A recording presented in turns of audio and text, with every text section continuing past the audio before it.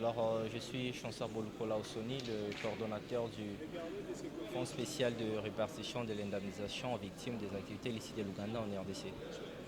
Alors, Gordon, ce soir, on vous retrouve ici. Qu'est-ce qui vous a réellement amené ici?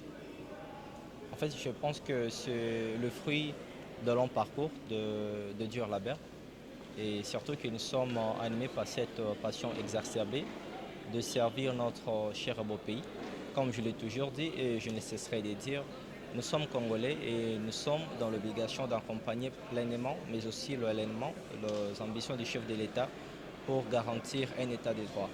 À chaque fois que je sens résonner l'hymne national dans mes oreilles, il y a une phrase qui m'interpelle fièrement, saluons l'emblème d'or de notre souveraineté. La souveraineté, je pense que c'est une question de droit. Et si en ce jour aujourd'hui, il y a le fonds spécial, le fonds Frivao, qui est mis à la disposition par la Cour internationale de justice au regard de ces affreuses atrocités, les violations flagrants des droits de l'homme, mais aussi des droits humanitaires, le pillage des ressources congolaises en même temps par la République ougandaise, c'est nécessairement parce qu'il y avait un moyen. Il y avait un devoir de mémoire que la Cour internationale a condamné. Et si Frivao aujourd'hui se retrouve dans ces magazines, c'est tout simplement au regard de réalisations multiples, mais aussi palpables, que Frivao est en train de mettre en place en ce qui concerne la politique des réparations des victimes.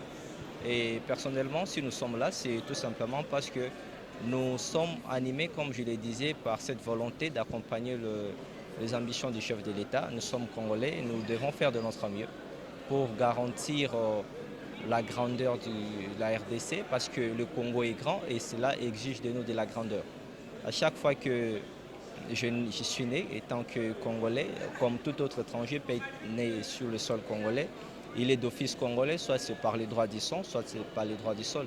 Et quand on parle par les droits du sol, c'est parce que lorsque nous naissons, le sang coule de nos mamans et le placenta est enterré sous la terre. Comme pour dire le sol, le lieu de connexion, le lieu de fixation, nous avons notre devoir de mémoire vis-à-vis de la terre. Alors, à chaque fois que nous essayons de poser des actes qui honorent, non seulement nous faisons honneur à nos ancêtres, mais en même temps aussi nous préparons un avenir radieux pour la génération qui suit. Et surtout que les assises de ce jour ont pu se porter sur le patriotisme. C'est un engagement au service, c'est une des valeurs communautaires perdues à l'époque. Je pense que ce genre d'événement doit plutôt traduire à nous un sens de responsabilité, de prise de conscience, mais aussi de l'ambition au service. Je vous remercie.